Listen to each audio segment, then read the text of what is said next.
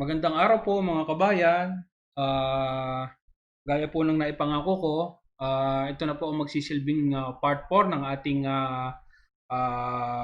pag-uusap tungkol sa motor controls. Bali po, ito na yung pangalawang type ng reduced voltage starter. Yung una po, diniscuss natin na reduced voltage starter ay yung Y delta at ito naman pong pangalawa ay auto transformer starter.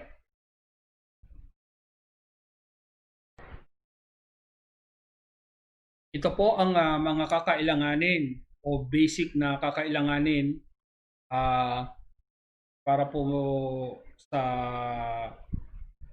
auto transformer starter ng 3-phase motor. Unang-una po, kailangan natin ng molded case circuit breaker na siyang magiging main power supply. Kailangan po natin ng tatlong contactor. Isang main contactor at dalawang starting contactor. Isang overload relay. Tapos ito na yung ating auto transformer, isang auto transformer. Meron tayong auxiliary contact block kasi kakailanganin natin ng mas maraming uh, normally open at normally closed contact ng main contactor. So ito ko lang, ini-install lang naman dito sa ibabaw, ikiniklip lang dito ito sa ibabaw ng contactor at gagana na ito. Kailangan din natin ng timer para mag-shift from start to running. Kailangan natin ng stop push button, start push button. Kailangan natin ng indicator lights, green, orange, red, yung red para sa idle, orange para sa trip, green para sa run. Kailangan din natin ng control MCB para sa control circuit. At syempre, kailangan natin ng 3-phase motor. Kung wala pong instantaneous contact o walang instantaneous normally open contact ang ating timer na gagamitin, ay pwede po tayong gumamit ng relay para po sa holding contact ng start push button. Pero usually naman po, yung mga timer, meron siyang available na mga instantaneous contact bukod sa timed contacts. Pero kung sakali pong wala, gagamit po tayo ng relay. Itong relay ay parang contactor lang din po ito. Kaya lang, mas maliit ang capacity. Ginagamit lang po ito sa mga pang controls. Kasi itong contactor, yung main contact, matataas na amperahe. Dito naman ang mga contacts nito pang maliitan lang amperahe. Pag-usapan po muna natin ang single phase auto transformer bago tayo lumipat sa 3-phase auto transformer para magkaroon tayo ng idea. Kasi po, ginagamit po kasi ang auto transformer starter sa mga 3-phase motor. Pero para po madali, dito muna tayo sa single phase. Ang auto transformer po ang auto transformer ay hindi kagaya ng ibang transformer na meron siyang primary winding at meron siyang secondary winding. Ito, isa lang po ang winding niya. Ito lang, oh. Ito lang. Ito ang nagsisilbing primary winding niya. Ito na rin ang nagsisilbing secondary winding niya. Ngayon, may tapping point po yan. Merong 0, merong 50%, 65%, 80%, at saka 100%. Ito pong tapping na ito ang usually ginagamit sa mga auto transformer starter. Pero po pag sa power distribution, marami po yan. Merong 80%, 70%, 60, 50, 40. So halimbawa po, ang ating primary line voltage ay 220 volts. Dito tayo, ito yung ating primary. Ito ang ating line 1, line 2. Yung line 1 nakakabit sa 100% tapping point. Yung line 2 nakakabit sa 0% tapping point. Ngayon, kailangan natin ng 110 volts na secondary dahil 110 volts ang ating utilization voltage. Paano natin siya i-step down? Itatap lang po natin yung isang linya sa 0% dito sa secondary at yung isang linya naman dito naman sa 50%. Ang ibig po sabihin nito, mahahati ng 50% yung voltahe. So, kung sa primary po, meron tayong 220 volts, sa secondary meron na tayong 110 volts. So, ganun lang po yan. Dito naman po tayo sa 3-phase autotransformer. Ang 3-phase autotransformer po na ito ay Y-connected. Kombinasyon po ito ng tatlong single phase na autotransformer. Ito po yung isa, ito yung isa, at ito naman yung isa. So, halimbawa po, mayroon tayong primary voltage dito na 230 volts. Ayan. Line 1 halimbawa, ayan, connecta dyan sa 100%. Line 2 sa 100% din. So, line 3. Pag binigyan mo ng 230 volts niyan, ngayon, dito naman sa secondary, halimbawa, ang kukunin natin is 65% tapping sa line 1, ito, 65%. Sa line 2, 65% din. Sa line 3, 65%. Ang mangyayari po niyan, yung line voltage ng secondary ay bababa. Bali ito, bababa siya ng 35%. So 65% lang po ang matitira. So ang ibig sabihin niyan, kung ang primary voltage mo ay 230 volts, ang line voltage mo naman po sa secondary ay 149.5 volts. Bumaba po. So yung ganun pong pamamaraan ang gagamitin natin sa pag-start ng motor sa autotransformer. Halimbawa po, yung motor is rated na 230 volts. Sa running, i-start po siya natin ng 149.5 volts sa starting niya. Para po, kasi binabaan natin yung voltahe, ginawa natin 149.5. Yung starting current niya, bababa rin siya ng almost 35% din. So, ganun po. Kung gusto niyo namang 80% tapping, pwede rin naman. Kung gusto niyo 50, pwede rin. Kaya lang, depende rin sa motor yan. Doon sa karakteristik ng motor, hindi basta-basta kasi meron pong torque yan or meron yung hatak. Baka mamaya pagka itinap nyo sa 50 at 50% yan at in-start nyo, baka hindi nyo naman kayang paikutin na yung motor. So, depende rin po sa karakteristik ng motor.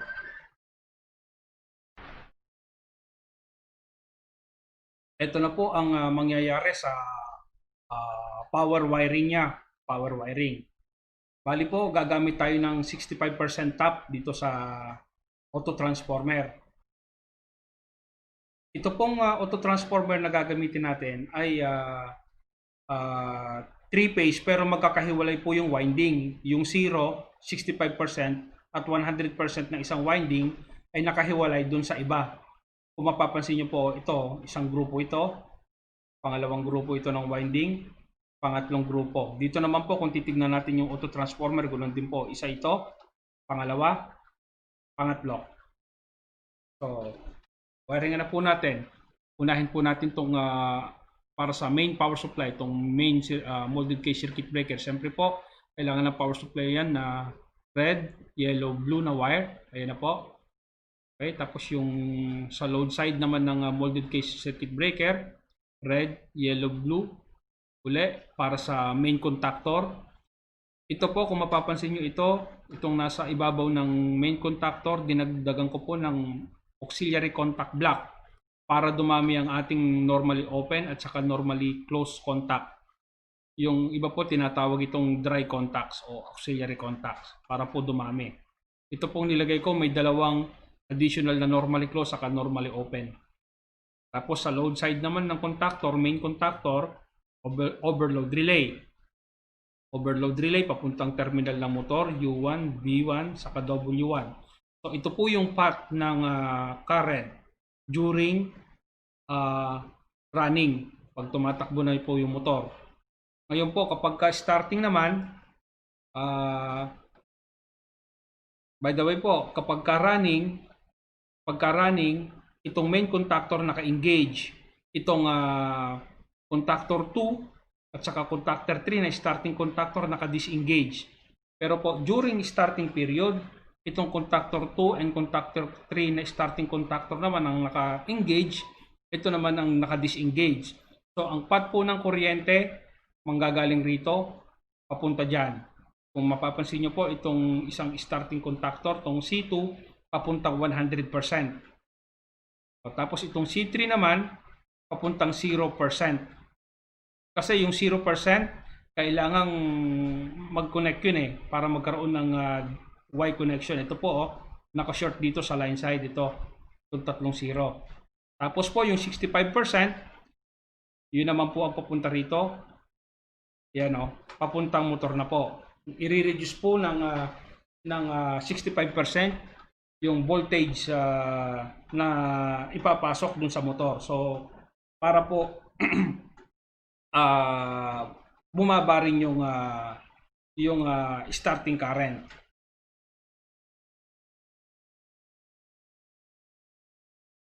Gawin naman po natin yung control circuit. Ito pong control circuit, ito po, may dalawang linya yan. Yung line 1, saka line 2. Yung line 1, saka line 2 na yan, nakakonekta po rito yan sa load side ng control MCB. Ayan po. So, yung una pong rung, okay, meron tayong overload dito. Normally close contact ng overload. Andito yon, normally close contact. Meron tayong start push button. Meron tayong, yun nga, start push button na normally open. Stop push button na normally close. Ito na. Meron tayong normally close contact galing sa contactor 1. Ito. Galing dito yan sa ikinabit natin na auxiliary contact block. Itong contactor number 2, holding coil. Ito. Ito yun. Dito naman tayo sa pangalawang rung. Meron tayong timer na instantaneous contact. Ito, galing dito sa timer. Okay? Meron din dito tayong timed contacts naman ito. Timed contact. Hindi siya instantaneous. Ibig sabihin, after ng time setting, mag-activate siya. So, normally close siya. Tapos, contactor number 3, holding coil. Yun. Sa third rung, meron tayong timer. Naman yung timer natin. Sa fourth rung, meron tayong timed contact uli rito. Normally open. Tapos, meron tayong contactor number 3, normally close contact. Galing siya rito. Sa side, merong kanyan merong extrang isang tawag dito, auxiliary contact. Normally close ang paggagamitin natin ito. Pwede ka kasing bumili na either normally close or normally open. Tapos contactor number 1 dito, holding coil. Yan. Sa 1, 2, 3, 4th rung natin, meron tayong pilot light na green, run condition. Naka-series siya rito sa contactor 1, normally open contact. Dito naman tayo sa ano ba to? Pang-anim na rung. Contactor number 1 uli na normally close contact. Naka-series naman siya sa red. Yung panghuli, normally open contact ng overload relay, naka-series sa kulay orange na indicator light. Ibig sabihin trip. Nandito yon. So pag pinag-combine natin yung power wiring ito plus yung control wiring ito na magiging itsura niya. Ito na magiging working drawing nyo. Ito na, pwede nyo nang gawing reference ito. Ito yung molded case circuit breaker, contactor 1, contactor 2, contactor 3, overload relay. Ito na yung motor nyo. 3-phase motor na to. Itong terminal U1, V1 saka W1. Ito ang auto transformer nyo. Ito ang starting contactor nyo, C2, C3, control MCB. Tapos ito na yung diniscuss natin na control circuit na. Ayan. Pinalitan ko po ng mga drawing ng contactors, motor, auto transformer, yung power diagram para siguro baka mas maintindihan nating maigi ito kapag ganito. Subukan po nating i-analyze na itong control circuit. So dito po meron tayo yung mga holding coils po natin ay merong C2. Ito po yung contactor number 2, starting contactor. Meron ding holding coil lang C3. Starting contactor din to. May holding coil din yung timer, ito. Tapos may holding coil din yung contactor number 1. Ito. Para sa contactor number 1. Ito naman yung running. So, meron din po dyan mga normally open, normally closed contact. Ito mga ito. Yan. Meron dyan sa contactor number 1. May contactor number 3. Meron sa timer. Ito. At merong instantaneous contact din ng timer. Meron ding sa overload relay. Ito. May normally open dito. Saka may normally closed doon. So, halimbawa po, isinet na natin yung timer ng 5 seconds. Okay, tapos pinindot na po natin yung start, push button. Ano po ang mangyayari? Pag pinindot natin itong start push button, since naka-normally closed to, e-energize ang C2, e-energize din ang C3, at itong timer, e-energize. Itong T, yung holding coil ng timer, yung holding coil ng C3, at yung holding coil ng C2, may energize. So, pag na-energize po yon, itong C2, yung main contact niya, sasara, ma-engage. Itong C3, ganon. So, ibig sabihin po, tatakbo ang kuryente rito, papunta dyan, papunta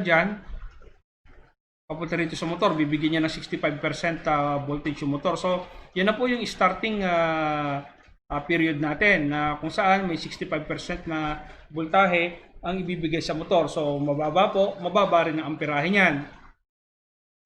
So, after 5 seconds po, anong mangyayari? Halimbawa, inabot na yung 5 seconds. By the way, saglit po, dahil po itong instantaneous contact ng timer na normally open ay nakakabit dito sa start push button, pagbitaw po natin ng pagkakapindot sa start push button, ito po ang take over. Kasi po pag na-energize yung holding coil ng timer, ito dahil ito instantaneous contact, sasara po kaagad. So, tuloy na po natin. Halimbawa, after 5 seconds po, ano mangyayari? After 5 seconds, lahat ng mga time contacts ay magre-react na. Itong normally open na time contacts na ito ay sasara. At itong normally closed time contacts na ito ay bubukas naman. So, ano mangyayari? Ang ibig sabihin nun, may energize na itong contactor number 1 at madide-energize itong contactor number 3. Ito lang muna. So, ibig sabihin, ang kuryente ngayon ay dadaloy na rito. Full voltage na. At the same time, meron pa rin dito. Pero saglit lang yon kasi pagka-energize ng holding coil ng contactor number 1, itong auxiliary contact na normal close, bibitaw din ito, madede-energize ang C2. So, ibig sabihin itong C2, bibitaw din kaagad-agad. So, pagbitaw, ang mangyayari, pagpasok ng full voltage, after nun, bibitaw din kaagad ito. So, pag nakabitaw na itong C3 at saka C2, running period na tayo. Tumatakbo na yung motor ng may 230 volts na power supply. So, i-analyze naman natin itong mga indicator lights. So, initially, kapag ka nakatigil yung motor, so,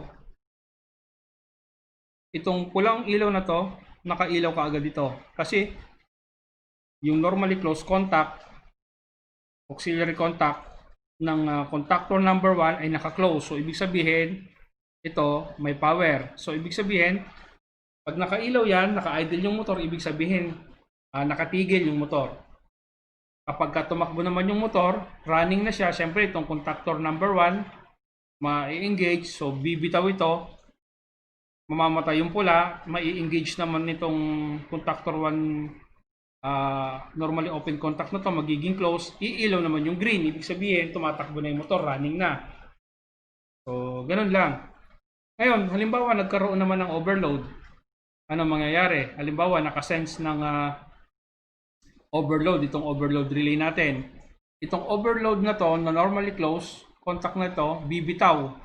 Pag bitaw nito, mamamatay yung motor kasi madi-disengage lahat ng holding coils ng contactor 1, 2, 3, lahat yan. So, at the same time, pag namatay yung motor, itong overload relay na to, syempre, pag bumukas to, sasara naman to. Iilaw naman itong kulay orange na ibig sabihin ay trip. Itong pulang ilaw, iilaw din ito kasi yung contactor 1, ang initial condition nitong auxiliary contact ito na ito is normally closed. So, pag naka-trip na, pagka nakasensya ng overload, ang ibig sabihin nakailaw yung pula, ang ibig sabihin tumigil na yung motor.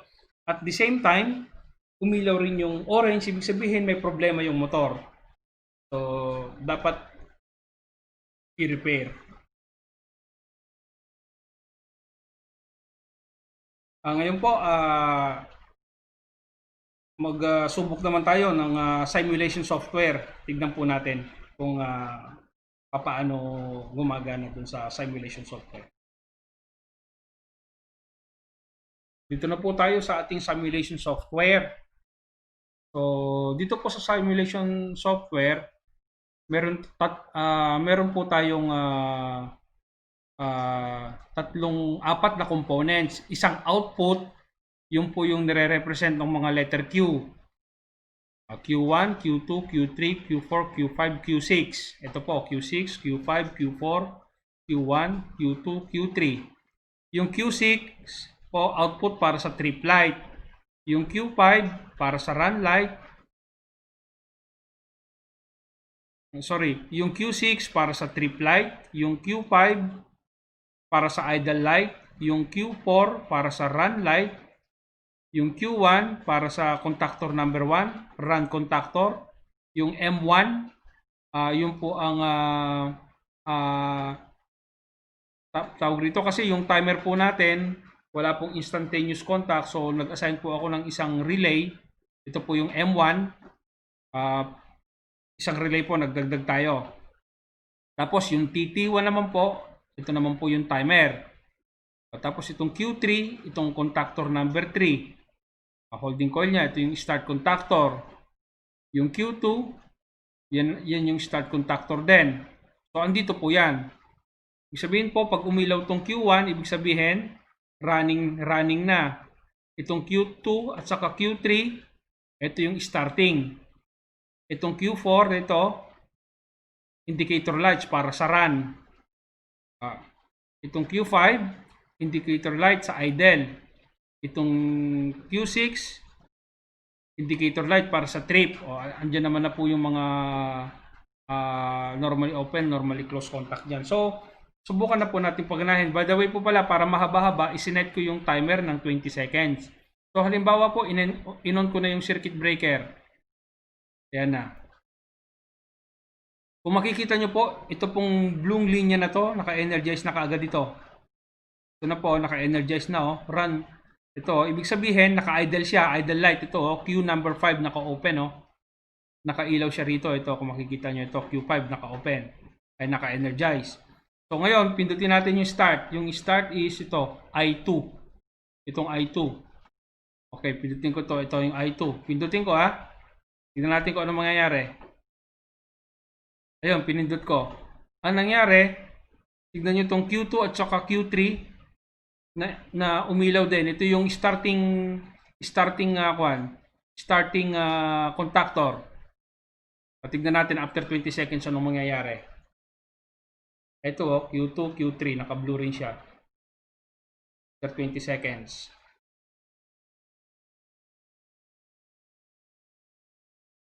Ayun nagpalit umilaw yung Q1, ibig sabihin ito na yung main contactor At the same time, umilaw din yung Q4. Yung Q4 ay yung run contactor ayun halimbawa, i-stop natin yung motor. Pindutin ko yung stop. Yung stop push button is I3 ito. Pindutin ko yung I3. Tingnan natin kung anong mangyayari. Ibig sabihin, namatay yung mga contactor ibig sabihin namatay yung motor, Q5 nakailaw, naka-idle na naman. Ayun ito. Idle light. Tingnan mo yung kulay blue rito, naka-on. So, start ko muna uli. I2. Ito. Start push button. So, Q2 and Q3 starting contact uli. Tingnan natin after 20 seconds. Mamaya, subukan natin pagka nag-trip kung ano mangyayari. I-trip natin. Tapos yung susunod, power failure naman.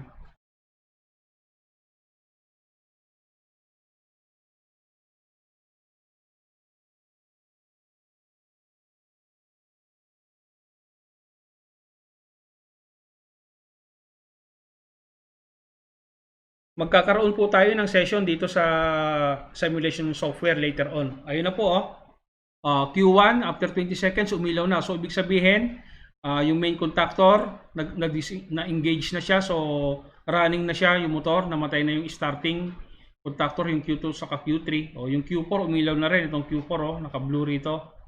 So yung run light. So yan lang po. Later on magkakaroon po tayo ng tuturuan ko po kayo rito sa simulation na software na to. Actually po software po ito ng PLC rin na pwede niyo gamitin. Pwede ito po pag i-connect niyo po yung PLC rito sa computer niyo at dinownload niyo tong program na to. Yun na po parang nag-hardwiring na rin po kayo doon sa PLC. Pwede niyo na pong gamitin yung PLC pagka ito dinownload nyo itong program na to. So halimbawa po, so ngayon tumatakbo yung motor Q1 itong Q1. Sabihin Q1, ito yung run contactor saka Q4. Halimbawa po, nagkaroon ng overload. Ang overload is I1. Tignan nga po natin kung ano mangyayari. Yan, pindutin ko yung I1. Yan. So ano po ang nakakulay blue? Itong Q5 at saka Q6. Ito Q5 Q6 Ang ibig sabihin Q5, naka-idle siya. Ibig sabihin, nakatigil yung motor. Totoo nga po kasi itong Q1 na main contactor, nakapatay siya rito. So, nakatigil yung motor. At the same time, yung Q6 nakailaw ito. Trip light. Ayan po. So, ibig sabihin, nakatrip yung motor. So, halimbawa, naayos na natin yung trip. Ano mangyayari?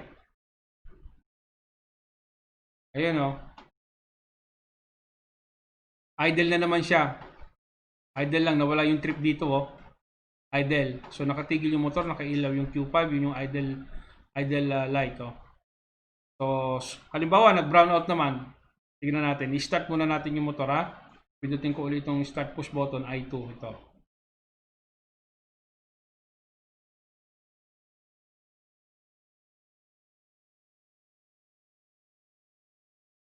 Wait tayo. Ginawa ko lang pong 20 seconds para at least kasi minsan nagsasalita ako para at least pag natapos ako magsalita doon pa lang po magkakaroon ng reaction. Kasi po pag ginawa kong 3 to 5 seconds yan yung normal na time hindi pa po ako tapos magsalita, lilipat na po yung tawag dito, yung mga ilaw Ayan na po So Q1 na yan, running na yan, saka Q4, ito na yung indicator light niya. So halimbawa po nagkaroon ng power failure, ano mangyayari? Tignan natin. Ayan Yan po ang power failure. Kung nakapula lahat ibig sabihin patay lahat. Pati yung idle light.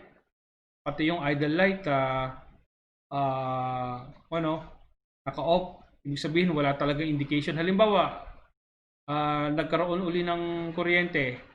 Tatakbo kaya yung motor? Tignan natin. Ayan nagkaroon ng kuryente. Ito lang ang naka-blue yung idle light to Q5. So naka-on lang yung indicator light. Ibig sabihin naka-idle. So, ayun po. Sana po may naintindihan kayo maski papaano. Sa susunod po, hindi po muna siguro simulation software. Magtitingin ako kasi meron pa po tayo kasing kwan madalas din ginagamit. Tignan ko po kung maipapaliwanag ko yung part winding method na reduce voltage starter din. O kaya naman, primary resistor method, pwede rin.